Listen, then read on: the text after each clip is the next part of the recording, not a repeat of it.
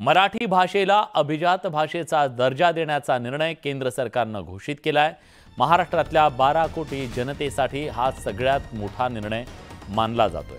गेल्या अनेक वर्षापासून महाराष्ट्रातल्या साहित्यिक असतील किंवा इतर अनेक मंडळी त्यांनी मराठी भाषेला अभिजात दर्जा मिळावा यासाठी खूप मेहनत घेतली। तसंच पूर्वीपासून याची मागणी राजकीय नेत्यांनी सुद्धा लावून धरली।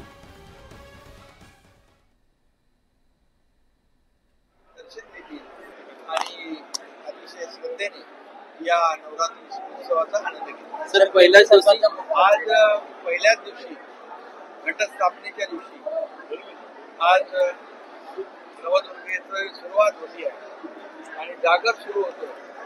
अशा पहिल्या दिवशी माय मराठी भाषेला अभिजात भाषेचा दर्जा केंद्र सरकारने आजच्या केंद्रीय मंत्रिमंडळ बैठकीमध्ये घेतलाय।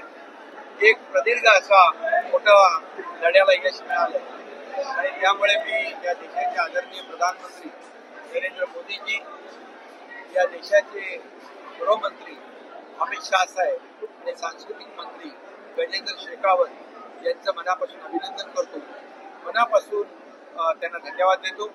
आदरणीय मोदीजींनी महाराष्ट्रासाठी यापूर्वी देखील अनेक निर्णय घेतले आणि आजचा जो निर्णय आहे हा माय मराठीचा निर्णय, मराठी भाषेचा एक जो लढा होता, मराठी भाषा अभिजात भाषा म्हणून त्याला दर्जा मिळाला पाहिजे, हा गेल्या अनेक वर्षाचा लढा होता। आणि मला आठवत आहे की नीती आयोगाच्या बैठकीत देखील मी आदरणीय प्रधानमंत्री महोदयांना या राज्याचा मुख्यमंत्री म्हणून मराठी भाषेला अभिजात भाषेचा दर्जा लवकरात लवकर देण्याची विनंती केली होती।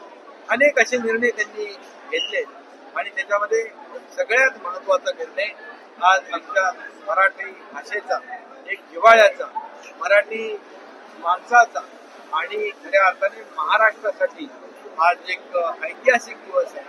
आणि म्हणून या घटस्थापनेच्या पहिल्याच दिवशी ऐतिहासिक हा निर्णय झालेला आहे आणि खऱ्या अर्थाने मराठी भाषेबद्दल मी काय सांगावं, मराठी भाषा आपली अमृतावानी गोड म्हणतो आपण, मराठी भाषेने अमृताची पैज लावली, मराठी भाषा जिंकेल। आणि म्हणून अशा या निर्णयामुळे मराठी राज्याने, महाराष्ट्राने देखील जगभरातले मराठी लोक महाराष्ट्रामध्ये आले पाहिजे यासाठी माननीय प्रधानमंत्री नरेंद्र मोदीजी आणि संपूर्ण केंद्र सरकारचे मी मनापासून आभार मानतो की इतक्या वर्षाची मागणी मराठी भाषेला अभिजात भाषेचा दर्जा द्या, ही मागणी माननीय मोदीजींनी आणि मंत्रिमंडळाने मान्य केली आणि आजपासून आपली मराठी भाषा ही अभिजात भाषा म्हणून